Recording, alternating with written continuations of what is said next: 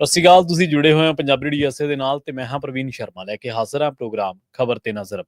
ਖਬਰ ਤੇ ਨਜ਼ਰ ਪ੍ਰੋਗਰਾਮ ਦੇ ਵਿੱਚ ਕੀ ਅਹਿਮ ਤੇ ਕੀ ਖਾਸ ਖਬਰਾਂ ਨੂੰ ਲੈ ਕੇ ਚਰਚਾ ਕਰਨ ਦੇ ਲਈ ਜੁੜ ਚੁੱਕੇ ਨੇ ਪੰਜਾਬ ਤੋਂ ਸੀਨੀਅਰ ਪੱਤਰਕਾਰ ਦੀਪਕ ਸ਼ਰਮਾ ਚਨਾਰਥਲ ਜੀ। ਸ਼ਰਮਾ ਸਤਿ ਸ਼੍ਰੀ ਅਕਾਲ, ਸਵਾਗਤ ਹੈ ਜੀ ਪੰਜਾਬੀ ਰੇਡੀਓ USA। ਸਤਿ ਸ਼੍ਰੀ ਅਕਾਲ ਪ੍ਰਵੀਨ ਜੀ, ਸਾਰੇ ਦਰਸ਼ਕਾਂ ਨੂੰ ਸਰੋਤਿਆਂ ਨੂੰ ਪਿਆਰ ਭਰੀ ਸਤਿ ਸ਼੍ਰੀ ਅਕਾਲ। ਸਤਿ ਸ਼੍ਰੀ ਅਕਾਲ ਜੀ। ਪ੍ਰੋਗਰਾਮ ਦੇ ਵਿੱਚ ਅੱਗੇ ਵਧਣ ਤੋਂ ਪਹਿਲਾਂ ਧੰਨਵਾਦ ਕਰਦੇ ਚਲੀਏ ਸਪਾਂਸਰਸ ਦਾ, ਜਿਹੜੇ ਜ਼ਰੀਆ ਬਣਦੇ ਨੇ ਇਹਨਾਂ ਪ੍ਰੋਗਰਾਮਾਂ ਨੂੰ ਤੁਹਾਡੇ ਤੱਕ ਪਹੁੰਚਾਉਣ ਦੇ ਲਈ। ਖਾਲਸਾ ਇੰਸ਼ੋਰੈਂਸ ਏਜੰਸੀ ਵਾਲੇ, ਜਿਨ੍ਹਾਂ ਤੋਂ ਤੁਸੀਂ ਹਰ ਤਰੀਕੇ ਦੀ ਇੰਸ਼ੋਰੈਂਸ ਲੈ ਸਕਦੇ ਹੋ। ਇੰਸ਼ੋਰੈਂਸ ਬਾਰੇ ਪਤਾ ਕਰਨ ਦੇ ਲਈ ਇਹਨਾਂ ਦਾ ਨੰਬਰ ਹੈ 408-272-2500। ਇਹ 1992 ਤੋਂ ਲਗਾਤਾਰ ਇੰਸ਼ੋਰੈਂਸ ਬਿਜ਼ਨਸ ਦੇ ਵਿੱਚ ਸ਼ਾਨਦਾਰ ਸੇਵਾਵਾਂ ਦੇ ਰਹੇ ਨੇ ਤੇ ਅਮਰੀਕਾ ਭਰ ਦੇ ਵਿੱਚ ਇੰਸ਼ੋਰੈਂਸ ਕਰਦੇ ਨੇ। ਓਬਾਮਾ ਕੇਅਰ, ਮੈਡੀਕੇਅਰ ਜਾਂ ਫਿਰ ਕਵਰਡ ਕੈਲੀਫੋਰਨੀਆ ਬਾਬਤ ਪਾਲਿਸੀ ਕਰਵਾਉਣ ਦੇ ਲਈ, ਸਲਾਹ ਲੈਣ ਦੇ ਲਈ ਅੱਜ ਹੀ ਕਾਲ ਕਰੋ 408-272-2500 ਤੇ। ਟਰਕੀਅਨ ਇਮੀਗ੍ਰੇਸ਼ਨ ਲਾ ਫਰਮ ਵਾਲੇ, ਜੇ ਟਰਕੀਅਨਾਂ ਟੋਨੀ ਟਰਕੀਅਨਾਂ ਦੇ ਨਾਲ ਤੁਸੀਂ US ਇਮੀਗ੍ਰੇਸ਼ਨ ਬਾਬਤ ਕੋਈ ਵੀ ਸਲਾਹ ਕਰਨੀ ਹੈ, ਕੋਈ ਵੀ ਸਵਾਲ ਪੁੱਛਣਾ, ਤੇ ਇਹਨਾਂ ਦਾ ਨੰਬਰ ਹੈ 415-909-0503। Gurdeep Singh Birdi Clovis, Mandeep Singh, Sandeep Kaur San Jose, Amrik Singh Atwal, Jarnail Singh Yuba City, Jind Kaur Anayat Kaur Bakersfield, Mahinder Singh Mahinder Kaur Mattu Yuba City ਤੇ ਜਰਨੈਲ ਸਿੰਘ ਸਿਆਟਲ ਤੋਂ। ਇਹਨਾਂ ਸਾਰੇ ਹੀ ਸਪਾਂਸਰਸ ਦਾ ਬਹੁਤ ਬਹੁਤ ਧੰਨਵਾਦ। ਤੇ ਜੇਕਰ ਤੁਸੀਂ ਵੀ ਪੰਜਾਬੀ ਰੇਡੀਓ USA ਦੇ ਇਹਨਾਂ ਪ੍ਰੋਗਰਾਮਾਂ ਨੂੰ ਸਪਾਂਸਰ ਕਰਨਾ ਚਾਹੁੰਦੇ ਹੋ ਤਾਂ ਸਟੂਡੀਓ ਦਾ ਨੰਬਰ ਹੈ 408-272-5200। ਅੱਜ ਦਾ ਇਹ ਖਬਰ ਤੇ ਨਜ਼ਰ ਪ੍ਰੋਗਰਾਮ ਸਾਲ 2025 ਦੀ 25 ਅਪ੍ਰੈਲ ਦਾ ਪ੍ਰੋਗਰਾਮ ਹੈ ਤੇ ਦਿਨ ਅੱਜ ਸ਼ੁੱਕਰਵਾਰ ਹੈ। ਖਬਰਾਂ ਦੀ ਸ਼ੁਰੂਆਤ ਕਰੀਏ ਸ਼ਰਮਾ ਜੀ ਇੱਕ ਬੜੀ ਅਹਿਮ ਖਬਰ ਤੋਂ, ਜਿਹੜੀ ਖਬਰ ਇਹ ਸਵਾਲ ਖੜਾ ਕਰ ਰਹੀ ਹੈ ਕਿ ਕੀ ਹੁਣ ਅਦਾਲਤਾਂ ਦੇ ਹੱਥ ਵੱਸ ਪੈ ਜਾਵੇਗੀ ਜਥੇਦਾਰੀ? ਬਿਲਕੁਲ ਜੀ, ਇਹ ਸਵਾਲ ਬਹੁਤ ਵਾਜਬ ਹੈ ਔਰ ਫਿਕਰਮੰਦੀ ਵਾਲਾ। ਅਸਲ 'ਚ ਜਿਹੜੀ ਜਥੇਦਾਰੀ ਦੀ ਪਦਵੀ ਹੈ, ਜਥੇਦਾਰ ਦਾ ਰੁਤਬਾ ਹੈ, ਉਹ ਸਿੱਖ ਸਿਧਾਂਤਾਂ ਅਨੁਸਾਰ, ਸਿੱਖ ਕੌਮ ਅਨੁਸਾਰ ਇਸ ਮੌਕੇ ਸਿਰਮੌਰ ਅਹੁਦਾ ਹੈ। ਤਖਤ ਸਾਹਿਬਾਨ ਦਾ ਤੇ ਸ਼੍ਰੀ ਅਕਾਲ ਤਖਤ ਸਾਹਿਬ ਦਾ ਜਥੇਦਾਰ ਹੋਣਾ, ਬਾਕੀ ਤਖਤ ਸਾਹਿਬਾਨ ਦਾ ਜਥੇਦਾਰ ਹੋਣਾ ਸਾਡੀ ਸਿਰਮੌਰ ਮਾਨਤਾ ਪ੍ਰਾਪਤ ਰੁਤਬੇ ਨੇ ਜੀ। ਸੋ ਉਹਨਾਂ ਨੂੰ ਏਦਾਂ ਡੀਲ ਕਰਨਾ SGPC ਵੱਲੋਂ ਜਿਵੇਂ ਮੁਲਾਜ਼ਮ ਹੋਣ।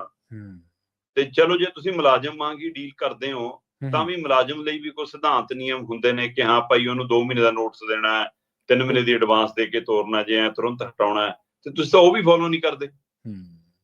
ਤੇ ਫਿਰ ਉਸ ਰੁਤਬੇ ਦੇ ਅਨੁਸਾਰ ਮਾਣ ਤਾਣ ਤਾਂ ਕੀ ਦੇਣਾ। ਸੋ ਇਹ ਚਰਚਾਵਾਂ ਜਿਹੜੀਆਂ ਮੰਥਨ ਅੰਦਰ ਚੱਲੀ ਜਾਂਦਾ ਉਸ ਸਭ ਦੇ ਦਰਮਿਆਨ ਇੱਕ ਵਿਅਕਤੀ ਪਟੀਸ਼ਨ ਲੈ ਕੇ ਅਦਾਲਤ ਪਹੁੰਚ ਗਿਆ ਕਿ ਜੀ SGPC ਤੋਂ ਇਹ ਅਧਿਕਾਰ ਲਿਆ ਜਾਵੇ ਜੀ, ਇਹਨਾਂ ਨੂੰ ਜਥੇਦਾਰ ਲਾਉਣ ਦਾ ਹਟਾਉਣ ਦਾ ਅਧਿਕਾਰ ਨਹੀਂ ਹੈਗਾ। ਇਹ ਤਾਂ ਇਹਨਾਂ ਦਾ ਕੰਮ ਤਾਂ ਗੁਰੂ ਘਰਾਂ ਦੇ ਪ੍ਰਬੰਧ ਦੇਖਣਾ। ਤੋਂ 1925 ਦੇ ਐਕਟ ਦਾ ਹਵਾਲਾ ਲੈ ਕੇ ਉਹ ਵਿਅਕਤੀ ਅਦਾਲਤ ਚਲਾ ਗਿਆ। ਮਤਲਬ ਕਿ ਹੁਣ ਦੁਨਿਆਵੀ ਅਦਾਲਤਾਂ ਫੈਸਲਾ ਕਰਨਗੀਆਂ ਕਿ ਜਥੇਦਾਰ ਕਿਹਨੂੰ ਲਾਉਣਾ ਹੈ, ਕਦੋਂ ਲਾਉਣਾ ਹੈ, ਕਿਵੇਂ ਲਾਉਣਾ ਹੈ, ਕਿਵੇਂ ਹਟਾਉਣਾ ਹੈ, ਕਿਵੇਂ ਨਹੀਂ। ਹਾਂ, ਇਹ ਲੰਮੇ ਸਮੇਂ ਤੋਂ ਸਿੱਖ ਪੰਥ ਦੇ ਅੰਦਰ, ਸਿੱਖ ਧਿਰਾਂ ਦੇ ਅੰਦਰ, ਸਿੱਖ ਸੰਸਥਾਵਾਂ ਦੇ ਅੰਦਰ ਇਹ ਵਿਚਾਰ ਪਿਆ ਹੋਇਆ ਕਿ ਵੀ ਘੱਟੋ ਘੱਟ ਕੋਈ ਇੱਕ ਰੂਪਰੇਖਾ ਦਾ ਉਲੀਕ ਲਓ, ਘੱਟੋ ਘੱਟ, ਕਿ ਜਿਹੜੀ ਦੁਨੀਆ ਭਰ 'ਚ ਸੁਣਿਆਤਾ ਜਾਵੇ ਕਿ ਜਦੋਂ ਜਥੇਦਾਰ ਸਾਹਿਬ ਨੂੰ ਅਸੀਂ ਲਿਆਉਨੇ ਆ ਤਾਂ ਅਸੀਂ ਕਿਸ ਰੋਹ ਰੀਤਾਂ ਨਾਲ ਲਿਆਉਨੇ ਆ। ਦੇ ਨਗਾੜੇ ਵਜਾ ਤੇ ਦਸਤਾਰਾਂ ਭੇਟ ਕਰ ਤੇ ਇਹਨਾਂ ਸਰੋਪਾ ਪਾ ਤੇ ਮਤਲਬ ਕਿ ਬੁੜੇ ਮਾਨਤਾਨ ਨਾਲ ਅਸੀਂ ਗਾਜੇ ਵਜਾਂ, ਜਿਵੇਂ ਕਿਹਾ ਜਾਂਦਾ ਕਿ ਹਾਥੀ ਤੇ ਬਿਠਾ ਕੇ ਲਿਆਉਨੇ ਆ। ਮਤਲਬ ਤੇ ਜਦੋਂ ਤੋਰਦੇ ਆ ਤਾਂ ਅਸੀਂ ਨੰਗੇ ਪੈਰੀ ਤੋਰਦੇ ਨੇ, ਚੱਪਲ ਵੀ ਪਾਉਣ ਨਹੀਂ ਦਿੰਦੇ। ਮਤਲਬ ਉਹ ਬਹੁਤ ਗਲਤ ਸੁਣਿਆ ਜਾਂਦਾ। ਤੋਰਨ ਲੱਗੇ ਵੀ ਉਹੀ ਮਾਣ ਸਾਣ ਬਣਿਆ ਰਹੇ, ਕਿਉਂਕਿ ਸਾਰੀ ਉਮਰ ਉਸ ਦੇ ਨਾਮ ਨਾਲ ਉਹ ਸ਼ਬਦ ਜੁੜ ਜਾਣਾ ਕਿ ਜਥੇਦਾਰ ਰਹੇ ਨੇ। ਸਹੀ ਸਹੀ, ਬਿਲਕੁਲ ਸਹੀ। ਸੋ ਇਸ ਲਈ ਮਤਲਬ ਕਿ ਕੌਮ ਦੀਆਂ ਇਹਨਾਂ ਹਸਤੀਆਂ ਦਾ ਉਹ ਮਾਣ ਤਾਣ ਬਣਿਆ ਰਹੇ, ਉਹਦੇ ਲਈ ਕੋਈ ਰੋਹ ਰੀਤ ਹੋਵੇ। ਉਹਦੇ ਵਿੱਚੋਂ ਜਦੋਂ ਧਾਮੀ ਸਾਹਿਬ ਵਾਪਸ ਆਏ ਨੇ ਤਦ ਇਹ ਚਰਚਾ ਤੁਰੀ ਹੋਈ ਹੈ। ਹੁਣ ਉਹਨਾਂ ਨੇ ਸਮਾਂ ਹੱਦ ਵੀ ਵਧਾਇਆ ਕਿ 20 ਮਈ ਤੱਕ ਲੈ ਜਾਓ, ਹੈ ਨਾ। ਇਸ ਲਈ ਉਹ ਪ੍ਰਕਿਰਿਆ ਦੀ ਵੀ ਗੱਲ ਤੁਰ ਰਹੀ ਹੈ। ਪਰ ਨਾਲ ਨਾਲ ਇਹ ਵੀ ਗੱਲ ਤੁਰੀ ਜਾ ਰਹੀ ਹੈ ਕਿ ਕੀ ਸਾਨੂੰ ਹੁਣ ਕੇਂਦਰ ਵਾਲਾ ਜੂੜਾ ਵੀ ਲਾ ਦੇਣਾ ਚਾਹੀਦਾ ਕਿ ਜਦੋਂ SGPC ਦਾ ਖੇਤਰ ਹੀ ਨਹੀਂ ਰਿਹਾ ਹੋਰ ਸੂਬਿਆਂ 'ਚ, ਫਿਰ ਇਹ ਕੇਂਦਰ ਦੇ ਕੰਟਰੋਲ 'ਚ ਕਾਹਦੀ। ਫਿਰ ਜੇ ਹਰਿਆਣੇ ਵਾਲੇ ਆਪਣੀ ਬਣਾ ਕੇ ਜਦੋਂ ਜੀ ਕਰਦਾ ਚੋਣ ਕਰ ਲੈਂਦੇ ਨੇ, ਦਿੱਲੀ ਵਾਲਿਆਂ ਨੇ ਆਪਣੀ ਬਣਾ ਲਈ, ਤੇ ਤੁਸੀਂ ਪੰਜਾਬ ਤੱਕ ਕਰ ਲਓ। ਫਿਰ ਇਹਨੂੰ ਇਹ ਵੀ ਪੈਰਲਲ ਗੱਲ ਤੁਰ ਪਈ ਜੀ, ਕਿਉਂਕਿ ਕੇਂਦਰ ਤਾਂ ਚੋਣ ਹੀ ਨਹੀਂ ਕਰਾ ਰਹੀ। ਹਾਂ, ਇਹ ਵੀ ਸੱਚਾਈ ਹੈ ਕਿ ਬਾਦਲ ਤੇ ਖੁਦ ਵੀ ਚੋਣ 'ਚ ਨਹੀਂ ਜਾਣਾ ਚਾਹੁੰਦੀ। ਉਹਨੂੰ ਵੀ ਡਰ ਲੱਗਦਾ ਕਿ ਪਿਛਲੇ ਮੈਂਬਰ ਚੱਲੀ ਜਾਂਦੇ, ਚਾਹੇ ਘਟ ਗਏ ਵੱਧ ਗਏ, ਜੋ ਮਰਜ਼ੀ, ਜਿੰਨੇ ਤੁਰ ਗਏ, ਕੋਈ ਨਾ, ਕੰਟਰੋਲ ਸਾਡੇ ਕੋਲੇ ਆ। ਜੇ ਬਹੁ ਗਿਣਤੀ ਸਾਡੀ ਹੋਇਆ ਕਿ ਦੁਬਾਰਾ ਚੋਣਾਂ 'ਚ ਪਤਾ ਨਹੀਂ ਕਿਹੜੇ ਜਿੱਤ ਕੇ ਆ ਜਾਣ। ਸਹੀ ਸੀ, ਬਿਲਕੁਲ ਸਹੀ। ਪਰ ਅੰਮ੍ਰਿਤਸਰ ਨਾਲ ਸੰਬੰਧਿਤ ਇੱਕ ਗੁਰਮੁਖ ਸਿੰਘ ਨਾਂ ਦਾ ਵਿਅਕਤੀ, ਉਹਨੇ ਚੰਡੀਗੜ੍ਹ ਦੀ ਲੋਕਲ ਅਦਾਲਤ ਦੇ ਵਿੱਚ, ਸਥਾਨਕ ਅਦਾਲਤ ਦੇ ਵਿੱਚ ਪਟੀਸ਼ਨ ਦਾਖਲ ਕਰਤੀ ਕਿ ਜਥੇਦਾਰਾਂ ਦੀ ਨਿਯੁਕਤੀ ਦਾ, ਸੇਵਾ ਮੁਕਤੀ ਦਾ ਇਹ ਅਧਿਕਾਰ SGPC ਕੋਲ ਨਹੀਂ ਹੋਣਾ ਚਾਹੀਦਾ, ਇਹਨਾਂ ਤੋਂ ਲੈ ਲਿਆ ਜਾਵੇ, ਇਹਨਾਂ ਤੋਂ ਵਾਪਸ ਲੈ ਕੇ ਅਗਲੀ ਕਾਰਵਾਈ ਕੀਤੀ ਹੈ। ਮਤਲਬ ਇਹ ਹੁਣ ਸਮੁੱਚੀ ਕੌਮ ਨੇ ਫੈਸਲਾ ਕਰਨਾ ਹੈ। ਸਿੱਖ ਭਾਈਚਾਰਾ ਜਿੱਥੇ ਜਿੱਥੇ ਬੈਠਾ ਉਹਨਾਂ ਦਾ ਨਿੱਜੀ ਮਾਮਲਾ ਹੈ। ਸਿੱਖ ਸੰਸਥਾਵਾਂ ਦਾ, ਸਿੱਖ ਭਾਈਚਾਰੇ ਦਾ ਨਿੱਜੀ ਮਾਮਲਾ ਹੈ ਕਿ ਉਹਦੇ ਵਿੱਚ ਸਿੱਧੀ ਅਦਾਲਤੀ ਦਖਲ ਸ਼ੋਭਦੀ ਨਹੀਂ ਹੈ। ਹੋ ਸਕਦਾ ਉਸ ਬੰਦੇ ਤੱਕ ਕੁਝ ਤਰ੍ਹਾਂ ਪਹੁੰਚ ਕਰਨ, ਮਾਮਲਾ ਵਾਪਸ ਹੋ ਜਾਵੇ। ਨਹੀਂ ਤਾਂ ਫਿਰ ਮੇਰੀ ਕੁਝ ਕਾਨੂੰਨੀ ਮਾਹਿਰਾਂ ਨਾਲ ਵੀ ਗੱਲ ਹੋ ਰਹੀ ਸੀ, ਉਹ ਕਹਿੰਦੇ ਕਿ ਫਿਕਰ ਕਰਨ ਵਾਲੀ ਗੱਲ ਨਹੀਂ ਹੈ, 15-20 ਸਾਲ ਕੇਸ ਹੀ ਚੱਲੀ ਜਾਂਦੇ ਹੁੰਦੇ ਨੇ ਕਿ ਹੇਠਲੀ ਅਦਾਲਤਾਂ ਚੋਂ ਦੂਜੀ ਏਦਾਂ ਕਰਦੇ ਕਰਦੇ ਬਹੁਤ ਦੇਰ ਲੱਗ ਜਾਣੀ ਹੈ। ਪਰ ਮੇਰਾ ਸਵਾਲ ਇਸ ਗੱਲ ਤੋਂ ਲੈ ਕੇ ਇਸ ਲਈ ਫਿਕਰਮੰਦੀ ਵਾਲਾ ਸੀਗਾ ਕਿ ਕੱਲ ਅਗਲੇ ਨੇ ਕੇਂਦਰ ਨੂੰ ਵੀ ਨੋਟਿਸ ਕੱਢਤਾ, SGPC ਨੂੰ ਵੀ ਨੋਟਿਸ ਕੱਢਤਾ, ਹੁਣ ਇਹ ਜਵਾਬ ਲਿਖੀ ਜਾਣਗੇ, ਉਹ ਜਵਾਬ ਖਬਰਾਂ 'ਚ ਤਰੀ ਜਾਣਗੇ, ਤੇ ਅਸੀਂ ਕਿੱਧਰ ਨੂੰ ਤੁਰੇ ਹਾਂ? ਪੰਥਕ ਵਿਵਾਦ, ਘਰ ਦਾ ਵਿਵਾਦ ਸਾਤੋਂ ਨਜਿੱਠ ਨਹੀਂ ਹੋ ਰਿਹਾ। ਜਥੇਦਾਰੀ ਜਿਹੜੇ ਪੁਰਾਣੇ ਤੋਰੇ ਨੇ 3, ਉਹਨਾਂ ਨੂੰ ਲੈ ਕੇ ਜਿਵੇਂ ਧੂਮਾ ਹੋਰਾਂ ਨੇ ਮੋਰਚਾ ਖੋਲਿਆ, 27 ਤਰੀਕ ਫੇਰ ਸਿਰ ਤੇ ਖੜੀ ਆ, 27 ਤਰੀਕ ਦਾ ਅਲਟੀਮੇਟਮ ਦਿੱਤਾ ਹੋਇਆ ਉਹਨਾਂ ਨੇ। ਸੋ ਇਸ ਲਈ ਉਹ ਹੁਣ ਪਤਾ ਨਹੀਂ ਬੈਟਿੰਗ BJP ਵੱਲੋਂ ਕਰਦੇ ਨੇ ਕਿ ਕੌਮ ਵੱਲੋਂ ਕਰਦੇ ਨੇ, ਹੈ ਨਾ, ਇਹ ਉਹਨਾਂ ਦੇ ਉੱਤੇ ਧੂਮੇ ਹੋਰਾਂ ਤੇ ਨਜ਼ਰ ਹੈ। ਸੋ ਧਾਮੀ ਹੋਰੀ ਆਪਣੇ ਹਿਸਾਬ ਨਾਲ ਲੱਭਦੇ ਫਿਰੀ ਜਾਂਦੇ ਨੇ ਜਥੇਦਾਰ, ਤੇ ਕਿਹਾ ਜਾ ਰਿਹਾ ਕਿ ਇੱਕ ਜਥੇਦਾਰ ਟਕਸਾਲ ਪੱਖੀ ਲੱਭ ਲੈਣਾ ਜਿਹੜਾ ਧੂਮਾ ਜੀ ਨੂੰ ਮਨਜ਼ੂਰ ਹੋਵੇ ਤੇ ਧੂਮਾ ਜੀ ਵੀ ਸੈਟਲ ਕਰ ਲਾਂਗੇ। ਉਧਰ ਜਥੇਦਾਰ ਜਿਹੜੇ ਮੌਜੂਦਾ ਲਾਏ ਹੋਏ ਨੇ ਹੁਣ ਕਾਰਜਕਾਰੀ ਤੇ ਤਖਤ ਸ੍ਰੀ ਕੇਸਗੜ੍ਹ ਦੇ ਜਥੇਦਾਰ ਗਿਆਨੀ ਕੁਲਦੀਪ ਸਿੰਘ ਗੜਗੱਜ, ਉਹ ਇੰਜ ਲੱਗ ਰਿਹਾ ਕਿ ਜਿਵੇਂ ਰਣਜੀਤ ਸਿੰਘ ਢੱਡਰੀਆਂ ਵਾਲਿਆਂ ਨੂੰ ਫੁੱਲੀਆਂ ਪਾਈ ਜਾਂਦੇ ਨੇ ਕਿ ਹਾਂ ਭਾਈ ਤੁਹਾਨੂੰ ਮੈਂ ਨੇੜੇ ਲਾ ਲਵਾਂ। ਸੋ ਇਹ ਸਾਰੀ ਪ੍ਰਕਿਰਿਆ ਖਾਸੀ ਗੁੰਝਲਦਾਰ ਬਣੀ ਹੋਈ ਹੈ। ਉਹਦੇ ਵਿੱਚ ਅਦਾਲਤ 'ਚ ਜਾਣਾ ਕਿ ਕੀ ਹੁਣ ਅਦਾਲਤ ਤੈਅ ਕਰਿਆ ਕਰੂਗੀ ਕਿ ਜਥੇਦਾਰ ਕਿਹਨੂੰ ਲਾਉਣਾ ਤੇ ਕਿਵੇਂ ਲਾਉਣਾ, ਕਦੋਂ ਲਾਉਣਾ, ਇਹ ਅਫਸੋਸਜਨਕ ਹੁੰਦਾ। ਜੀ ਬਿਲਕੁਲ, ਜਿਵੇਂ ਤੁਸੀਂ ਕਿਹਾ ਨਾ ਸੈਟਿੰਗ ਸ਼ਬਦ ਤੁਸੀਂ ਯੂਜ਼ ਕੀਤਾ ਕਿ ਵਰਤਿਆ ਤੁਸੀਂ ਕਿ ਸੈਟਿੰਗ ਉਹਦੇ ਨਾਲ ਵੀ ਹੋ ਰਹੀ ਹੈ, ਉਹਦੇ ਨਾਲ ਸੈਟਿੰਗਾਂ ਕਰਨ ਕਰਕੇ ਤਾਂ ਇਹਨਾਂ ਦਿਨਾਂ ਦੇ ਉੱਤੇ ਆਇਆ ਨਾ ਅਕਾਲੀ ਦਲ ਤੇ ਹੋਰ ਜਿਹੜੀਆਂ ਪੰਥਕ ਜਥੇਬੰਦੀਆਂ ਸੈਟਿੰਗਾਂ ਦਰ ਸੈਟਿੰਗਾਂ, ਤੇ ਉਹ ਸੈਟਿੰਗਾਂ ਬੈਠੀਆਂ ਹੀ ਨਹੀਂ। ਆਪਾਂ ਨੂੰ ਵੀ ਪਤਾ ਜਦੋਂ ਸੈਟਿੰਗਾਂ ਕਰਨੀਆਂ ਫਿਰ ਸਿਧਾਂਤ ਸੈਟਿੰਗ ਥੋੜ੍ਹਾ ਕਰਦਾ, ਸਿਧਾਂਤ ਤਾਂ ਨਿਰਦੇਸ਼ ਦਿੰਦਾ, ਸਿਧਾਂਤ ਤਾਂ ਤੈਅ ਕਰਦਾ। ਦੂਜੀ ਗੱਲ ਇਹ ਹੈ ਸ਼ਰਮਾ ਜੀ ਕਿ ਉਹ ਚਲੋ ਜਿਹੜੇ ਆਪਣੇ ਆਪ ਨੂੰ ਸੁਹਿਰਦ ਜਿਹੜੇ ਇਨਸਾਨ ਗਿਣਦੇ ਨੇ, ਜਿਨ੍ਹਾਂ ਨੂੰ ਇਹ ਲੱਗਦਾ ਕਿ ਇਹ ਐ ਨਹੀਂ ਹੋਣਾ ਚਾਹੀਦਾ ਕਿਉਂਕਿ ਉਹਨਾਂ ਦੇ ਮਨ ਦੇ ਵਿੱਚ ਹੈ ਕਿ SGPC ਦੇ ਮੁਲਾਜ਼ਮ ਨਹੀਂ ਜਥੇਦਾਰ, ਫਿਰ ਉਹਨੂੰ ਇੰਨਾ ਕੁ ਵੀ ਪਤਾ ਹੋਣਾ ਚਾਹੀਦਾ ਵੀ ਜਥੇਦਾਰ ਕਿਸੇ ਅਦਾਲਤ ਦੇ ਮਤਹਿਤ ਨਹੀਂ। ਫਿਰ ਉਹਨੂੰ ਇਹ ਵੀ ਪਤਾ ਹੋਣਾ ਚਾਹੀਦਾ ਵੀ ਅਧਿਆਤਮਵਾਦ ਤੇ ਦੁਨਿਆਵੀ ਅਦਾਲਤਾਂ ਇਹਨਾਂ ਇਕੱਠੀਆਂ ਨਹੀਂ ਕੀਤਾ ਜਾ ਸਕਦਾ ਇਹਨਾਂ ਨੂੰ। ਜੀ ਅਗਲੀ ਗੱਲ ਕਰੀਏ ਬਾਦਲ ਦਲ ਦੀ। ਬਾਦਲ ਦਲ ਦੇ ਜਿਹੜੇ ਲੀਡਰ ਨੇ ਉਹਨਾਂ ਨੂੰ ਤੋਤੇ ਕਹਿ ਰਿਹਾ ਕੋਈ, ਔਰ ਕੋਈ ਨਹੀਂ ਕਹਿ ਰਿਹਾ, ਧਾਮੀ ਸਾਹਿਬ ਕਹਿ ਰਹੇ ਨੇ ਜੀ। ਕਿਹੜੇ ਲੀਡਰ ਨੂੰ ਕਿਹਾ ਉਹਨਾਂ ਨੇ? ਪ੍ਰਵੀਨ ਜੀ, ਕੱਲ ਵੱਡੇ ਬਾਦਲ ਸਰਦਾਰ ਪ੍ਰਕਾਸ਼ ਸਿੰਘ ਬਾਦਲ ਹੋਰਾਂ ਦੀ ਦੂਜੀ ਬਰਸੀ ਸੀ। ਹਾਂਜੀ। ਔਰ ਦੂਜੀ ਬਰਸੀ ਮੌਕੇ ਸੁਖਬੀਰ ਸਿੰਘ ਬਾਦਲ ਨੇ ਇੱਕ ਚੰਗਾ ਇਕੱਠ ਕੀਤਾ। ਔਰ ਉਹ ਇਕੱਠ ਪ੍ਰਕਾਸ਼ ਸਿੰਘ ਬਾਦਲ ਦੇ ਨਾਂ ਤੇ ਅਕਾਲੀ ਦਲ ਨੂੰ ਮੁੜ ਸੁਰਜੀਤ ਕਰਨ ਵਾਲਾ ਇਕੱਠ ਸੀ। ਉਹ ਪ੍ਰਕਿਰਿਆ ਇੰਝ ਲੱਗੀ ਕਿ ਜਿਵੇਂ ਬਾਦਲ ਸਾਹਿਬ ਦੇ ਨਾਂ ਦੇ ਉੱਤੇ ਸੁਖਬੀਰ ਬਾਦਲ ਆਪਣੇ ਸਿਰ ਤੇ ਹੱਥ ਭਾਲਦਾ। ਜੀ। ਉਸ ਇਕੱਠ ਦੇ ਵਿੱਚ ਕਈ ਤਕਰੀਰਾਂ ਹੋਈਆਂ, ਕਈਆਂ ਨੇ ਵਿਚਾਰ ਪੇਸ਼ ਕੀਤੇ, ਪਰ ਜਿਹੜੀ ਚੀਜ਼ ਰੜਕੀ ਉਹ ਇਹ ਰੜਕੀ ਕਿ 5 ਵਾਰ ਦਾ ਮੁੱਖ ਮੰਤਰੀ ਤੇ ਨਾ ਉਸ ਮੁੱਖ ਮੰਤਰੀ ਦੀ ਦੂਜੀ ਬਰਸੀ ਤੇ ਨਾ ਸਰਕਾਰ ਆਵੇ, ਨਾ ਸਰਕਾਰ ਦਾ ਕੋਈ ਨੁਮਾਇੰਦਾ ਆਵੇ, ਨਾ ਦੂਜੇ ਦਲਾਂ ਦੇ ਕੋਈ ਲੀਡਰ ਆਣ ਜਿਨ੍ਹਾਂ ਨਾਲ 9 ਮਾਸ ਦਾ ਰਿਸ਼ਤਾ ਰੱਖਿਆ, ਨਾ ਉਹ ਲੱਭਣ ਹੈ, ਜਾਂ ਜਿਨ੍ਹਾਂ ਨਾਲ ਹੁਣ ਪਿਛਲੇ ਦਿਨਾਂ ਸਾਂਝ ਰਹੀ, ਨਾ ਉਹਨਾਂ ਦੀ ਕੋਈ ਲੀਡਰ ਲੱਭੇ ਹੈ, ਤੇ ਨਾ ਹੀ ਕੋਈ ਉਹ ਪਰਿਵਾਰ, ਉਹ ਲੀਡਰ ਦਿਖੇ ਜਿਹੜੇ ਬਾਦਲਾਂ ਦੇ ਨਾਲ ਜਮਾ ਘਿਓ ਖਿਚੜੀ ਰਹੇ। ਸੋ ਇਹ ਸਾਰੀ ਸਥਿਤੀ ਖਲੀ ਜੀ। ਫਿਰ ਜਦੋਂ ਪਤਾ ਕਰਨ ਦੀ ਕੋਸ਼ਿਸ਼ ਕੀਤੀ, ਕਹਿੰਦੇ ਜੀ ਕਿ ਇਸ ਨੂੰ ਰੱਖਿਆ ਹੀ ਪਰਿਵਾਰਕ ਸੀ। ਹੁਣ ਪਤਾ ਨਹੀਂ ਇਹ ਪਰਿਵਾਰਕ ਤੋਂ ਭਾਵ ਉਹਨਾਂ ਦਾ ਇਕੱਲੇ ਬਾਦਲ ਪਰਿਵਾਰ ਦੇ ਨੇੜਲਿਆਂ ਤੱਕ ਸੀ ਜਾਂ ਅਕਾਲੀ ਦਲ ਬਾਦਲ ਜਿਹੜਾ ਪਰਿਵਾਰ ਬਣ ਗਿਆ ਹੁਣ ਉਸ ਪਰਿਵਾਰ ਤੱਕ ਸੀ। ਸੋ ਠੀਕ ਹੈ, ਇਕੱਠ ਸੀਗਾ। ਫਿਰ ਉਸ ਇਕੱਠ ਨੂੰ ਭੁੰਦੜ ਸਾਹਿਬ ਨੇ ਵੀ ਸੰਬੋਧਨ ਕੀਤਾ, ਮੇਸ਼ਿੰਦਰ ਗਰੇਵਾਲ ਨੇ ਵੀ ਕੀਤਾ, ਤੇ ਦਲਜੀਤ ਸਿੰਘ ਚੀਮਾ ਸਟੇਜ ਚਲਾ ਹੀ ਰਹੇ ਸੀ। ਮਨਪ੍ਰੀਤ ਬਾਦਲ ਨੂੰ ਤੁਸੀਂ BJP ਵਜੋਂ ਉੱਥੇ ਨਹੀਂ ਦੇਖ ਸਕਦੇ, ਉਹ ਪਰਿਵਾਰ ਦੇ ਵਿੱਚੋਂ ਜੀ ਚੋਂ ਆਉਂਦੇ ਨੇ, ਇਸ ਲਈ ਉਸ ਨਾਤੇ ਉਹ ਵੀ ਹਾਜ਼ਰ ਸੀ। ਸੁਖਬੀਰ ਬਾਦਲ ਨੇ ਵੀ ਆਪਣੀ ਤਕਰੀਰ ਕੀਤੀ। ਪਰ ਇਹ ਤੋਂ ਪਹਿਲਾਂ ਕਿ ਧਾਮੀ ਹੋਰਾਂ ਦੇ ਤੋਤਿਆਂ ਤੱਕ ਜਾਈਏ, 2-3 ਪਹਿਲੂ ਜਥੇਦਾਰ ਸਾਹਿਬ ਦੇ ਖਾਸੇ ਉੱਥੇ ਚਰਚਿਤ ਰਹੇ। ਸਭ ਤੋਂ ਪਹਿਲਾਂ ਤਾਂ ਪੰਥਕ ਧਿਰਾਂ ਨੂੰ, ਖਾਸ ਕਰਕੇ ਜਿਹੜੀਆਂ ਬਾਦਲ ਧਿਰ ਦੇ ਪੈਰਲਰ ਬਾਹਰਲੇ ਪਾਸੇ ਤੁਰੀਆਂ ਆ ਰਹੀਆਂ ਨੇ, ਉਹਨਾਂ ਨੇ ਵਾਜਬ ਸਵਾਲ ਖੜਾ ਕੀਤਾ ਕਿ ਕੀ ਜਥੇਦਾਰ ਗਿਆਨੀ ਕੁਲਦੀਪ ਸਿੰਘ ਗੜਗੱਜ ਹੋਰਾਂ ਨੂੰ ਇਸ ਮੌਕੇ ਉੱਥੇ ਜਾਣਾ ਚਾਹੀਦਾ ਸੀ? ਔਰ ਜੇ ਚਲੇ ਗਏ ਫਿਰ ਤੁਹਾਨੂੰ ਉੱਥੇ ਸੰਬੋਧਨ ਕਰਨਾ ਚਾਹੀਦਾ ਸੀ। ਜੇ ਸੰਬੋਧਨ ਕਰਨਾ ਸੀ ਤਾਂ ਜਥੇਦਾਰੀ ਵਾਲਾ ਕਰਨਾ ਸੀ, ਨਾ ਕਿ ਉਹਨਾਂ ਦੇ ਛੋਲੇ ਗਾਉਣੇ ਸੀ। ਸਹੀ ਸੀ, ਬਿਲਕੁਲ। ਇਸ ਗੱਲਾਂ ਨੂੰ ਕਈਆਂ ਨੇ ਇਤਰਾਜ਼ ਪ੍ਰਗਟਾਏ। ਉਹਦੇ ਵਿੱਚ ਉਹਨਾਂ ਦੇ ਪਿੱਛੇ ਜਿਹੜਾ ਕਾਰਨ ਸੀ, ਉਹ ਮੁੱਖ ਕਾਰਨ ਸੀਗਾ ਕਿ ਉੱਥੇ ਗਿਆਨੀ ਗੁਰਬਚਨ ਸਿੰਘ ਵੀ ਬੈਠੇ ਨੇ। ਗਿਆਨੀ ਗੁਰਬਚਨ ਸਿੰਘ ਉਹ ਜਥੇਦਾਰ ਨੇ ਜਿਹੜੇ ਗਿਆਨੀ ਗੁਰਬਚਨ ਸਿੰਘ, ਗਿਆਨੀ ਗੁਰਮੁਖ ਸਿੰਘ ਵਰਗਿਆਂ ਨੂੰ ਪੁੱਛਿਆ ਗਿਆ ਸੀ 2 ਦਸੰਬਰ ਨੂੰ ਬੁਲਾ ਕੇ ਕਿ ਭਾਈ ਸਪਸ਼ਟੀਕਰਨ ਭੇਜ ਦਿਓ ਆਪਣੇ ਕਿ ਤੁਸੀਂ ਵੀ ਉਸ ਕਤਾਰ 'ਚ ਆਉਣੇ ਹੋ, ਇਸ ਲਈ ਤੁਸੀਂ ਮਾਫੀ ਦਿੱਤੀ। ਫਿਰ ਉਹ ਕੀਤਾ ਆਪਣੇ ਸਪਸ਼ਟੀਕਰਨ, ਉਹਨਾਂ ਨੇ ਸਪਸ਼ਟੀਕਰਨ ਭੇਜੇ ਸੀ ਪ੍ਰਵੀਨ ਜੀ, ਉਹ ਸਪਸ਼ਟੀਕਰਨ ਬਾਰੇ ਵੀ ਜੱਦਰ ਸਾਹਿਬ ਨੇ ਕਿਹਾ ਸੀਗਾ ਕਿ ਇਹ ਸਾਨੂੰ ਪ੍ਰਵਾਨ ਨਹੀਂ। ਸੋ ਜਦੋਂ ਤੱਕ ਤੁਹਾਡੇ ਸਹੀ ਸਪਸ਼ਟੀਕਰਨ ਨਹੀਂ ਆ ਜਾਂਦੇ ਜਾਂ ਤੁਸੀਂ ਆਪ ਆ ਕੇ ਆਪਣਾ ਪੱਖ ਨਹੀਂ ਰੱਖਦੇ, ਤਦ ਤੱਕ ਤੁਹਾਡਾ ਜਨਤਕ ਸਮਾਗਮਾਂ 'ਚ, ਧਾਰਮਿਕ ਸਮਾਗਮਾਂ 'ਚ ਜਾਣ ਤੇ ਰੋਕ ਹੈ। ਤੇ 2 ਦਸੰਬਰ ਵਾਲਾ ਹੁਕਮਨਾਮਾ ਜੇ ਸਟੈਂਡ ਕਰਦਾ ਹੈ, ਤੇ ਫਿਰ ਜੇ ਉਹਨਾਂ ਤੇ ਰੋਕ ਹੈ ਤੇ ਉਹਨਾਂ ਨਾਲ ਮੌਜੂਦਾ ਜਥੇਦਾਰ, ਚਾਹੇ ਉਹ ਸੰਗਤ ਨੂੰ ਪ੍ਰਵਾਨ ਹੈ ਨਹੀਂ ਹੈ, ਅਗਲਾ ਜਥੇਦਾਰ ਤਾਂ ਹੈ ਨਾ, ਤੇ ਉਸ ਨਾਤੇ ਤੁਹਾਡਾ ਉਹਨਾਂ ਨਾਲ ਮੰਚ ਸਾਂਝਾ ਕਰਨਾ ਸ਼ੋਭਦਾ। ਉੱਥੋਂ ਨਾਂ ਲਿਆ ਗਿਆ ਸਟੇਜ ਤੋਂ। ਦੂਸਰੇ ਪਾਸੇ ਜਿਨ੍ਹਾਂ ਦੀ ਤੁਸੀਂ ਬਰਸੀ ਤੇ ਜਾ ਰਹੇ ਹੋ, ਉਹਨਾਂ ਦਾ ਪੁੱਤਰ ਜਿਹੜਾ ਪਾਰਟੀ ਦੀ ਅਗਵਾਈ ਕਰ ਰਿਹਾ, ਉਹ ਵੀ 2 ਦਸੰਬਰ ਦੇ ਫੈਸਲੇ 'ਚ ਅਜੇ ਘਿਰੇ ਹੋਏ ਨੇ।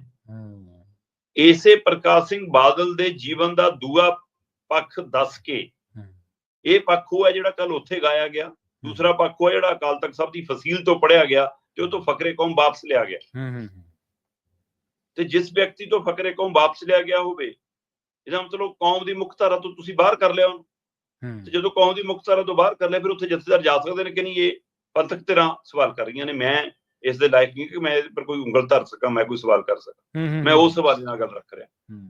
ਫਿਰ ਇਸੇ ਲੀਡਰਸ਼ਿਪ ਨੂੰ ਜਿਹੜੀ ਕੱਲ ਸਟੇਜ ਸਾਂਝੀ ਕਰ ਰਹੀ ਸੀ, ਬੋਲ ਰਹੀ ਸੀ ਸੁਖਬੀਰ ਬਾਦਲ ਤੱਕ, 2 ਦਸੰਬਰ ਵਾਲੇ ਫੈਸਲੇ ਨੂੰ ਲੈ ਕੇ ਤੁਸੀਂ ਕੁਝ ਟਿੱਕਾ ਟਿੱਪਣੀ ਕੀਤੀ ਆ, ਉਹ 5 ਮੈਂਬਰੀ ਕਮੇਟੀ ਦੇ ਹਵਾਲੇ ਨਾਲ ਤੁਸੀਂ ਮੀਡੀਆ 'ਚ ਆ ਕੇ ਕੀਤੀ ਆ। ਅਜੇ ਤੁਸੀਂ ਪੰਜ ਸਿੰਘ ਸਾਹਿਬ ਦੀ ਬੈਠਕ ਕਰਕੇ ਕੋਈ ਉਹਦੇ ਵਿੱਚ ਛੇੜਖਾਨੀ ਨਹੀਂ ਕੀਤੀ। ਸਹੀ ਹੈ, ਬਿਲਕੁਲ। ਮੈਂ ਕਹਿੰਦਾ ਕਰਲ ਵੀ ਲਾਉਂਗੇ।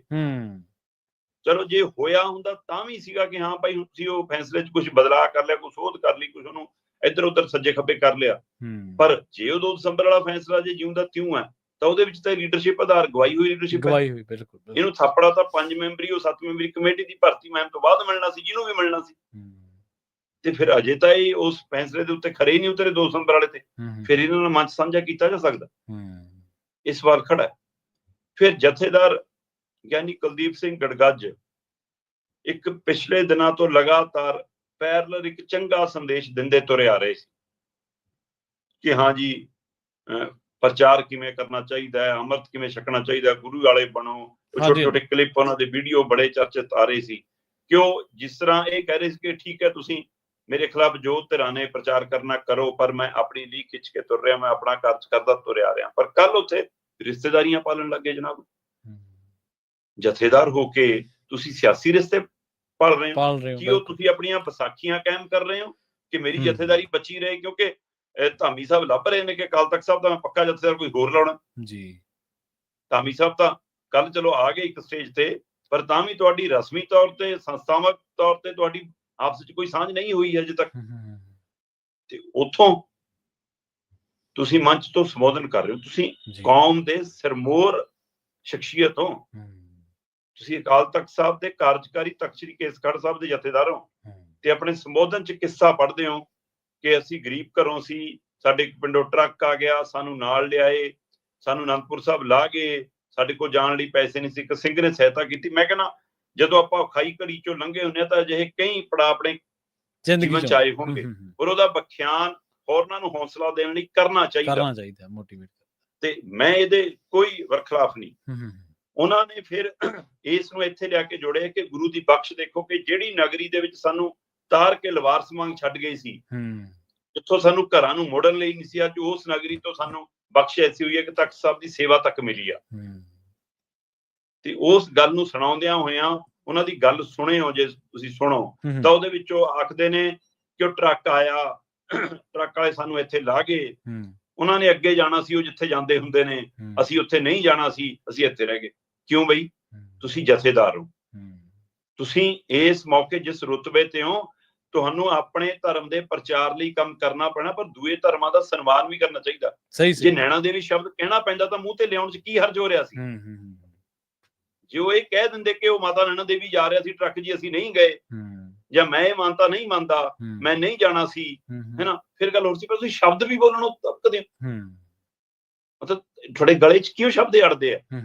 ਇਹ ਵੀ ਚਰਚਾ ਕੱਲ ਉੱਥੇ ਖੂਬ ਰਹੀ ਕਿ ਏਦਾਂ ਇਹ ਇੱਕ ਪਾਸੇ ਕਹਿੰਦੇ ਆ ਜੀ ਅਸੀਂ ਸਾਂਝ ਦਾ ਪ੍ਰਤੀਕ ਸੀ ਬਾਦਲ ਸਾਹਿਬ ਜਿਨ੍ਹਾਂ ਦੀ ਬਰਸੀ ਤੇ ਆ, ਤੇ ਦੂਸਰੇ ਪਾਸੇ ਅਸੀਂ ਨਾਮ ਲੈਣੋਂ ਵੀ ਇਹ ਵੀ ਚਰਚਾ ਖੂਬ ਹੋਈ। ਤੀਸਰਾ ਫਿਰ ਰਹਿੰਦੀ ਖੁੰਦੀ ਧਾਮੀ ਸਾਹਿਬ ਨੇ ਸਿਰੇ ਲਾਤੀ। ਅੱਛਾ, ਕਿਉਂਕਿ ਜਥੇਦਾਰ ਗਿਆਨੀ ਕੁਲਦੀਪ ਸਿੰਘ ਗੜਗੱਜ ਨੇ ਕਿਹਾ ਜੀ ਕਿ ਬੀਬੀ ਹਰਸਿਮਰਤ ਕੌਰ ਬਾਦਲ ਤਾਂ ਮੇਰੀ ਭੈਣ ਆ, ਕਿਉਂਕਿ ਮੈਂ ਵੀ ਮਾਝੇ ਤੋਂ ਆ ਤੇ ਇਹ ਵੀ ਮਾਝੇ ਤੋਂ ਨੇ, ਤੇ ਇਹਦੀ ਖਾਸੀ ਚਰਚਾ ਕਿ ਲੈ ਭਾਈ ਅਗਲੇ ਵੀ ਸਮਾਂ ਪੱਕਾ ਕਰਨਾ ਚਾਹੁੰਦਾ ਜਥੇਦਾਰ, ਤੱਕ ਮੇਰੀ ਕੁਰਸੀ ਬੀਬੀ ਦੇ ਸਾਰੇ ਵੀ ਪੱਕੀ ਹੋ ਜਾਵੇ। ਜੀ ਜੀ। ਹੁਣ ਜਦੋਂ ਮਾਈਕ ਮਿਲਿਆ ਤਾਂ ਮੇਰੋਂ ਤਾਂ ਬੜਾ ਘੱਟ ਤੇ ਸੰਖੇਪ ਚ ਬੋਲੇ, ਠੀਕ ਹੈ, ਪਰ ਇੱਕ ਸ਼ਬਦ ਉਹਨਾਂ ਦਾ ਕੱਲ ਬੋਲਿਆ ਹੋਇਆ ਖੂਬ ਚਰਚਾ ਚ ਹੋਇਆ, ਤੋਤਾ ਚਸ਼ਮੀ। ਉਹ ਕਹਿੰਦੇ ਮੈਂ ਅਕਾਲੀ ਕਾਰਕੁਨਾਂ ਨੂੰ, ਅਕਾਲੀ ਬਾਕਰਾਂ ਨੂੰ, ਅਕਾਲੀ ਲੀਡਰਾਂ ਨੂੰ ਬੇਨਤੀ ਕਰਨਾ ਚਾਹੁੰਦਾ ਕਿ ਤੋਤਾ ਚਸ਼ਮੀ ਬੰਦ ਕਰ ਦਿਓ, ਇਹ ਨਾ ਕਰਿਆ ਕਰੋ ਤੋਤਾ ਚਸ਼ਮੀ।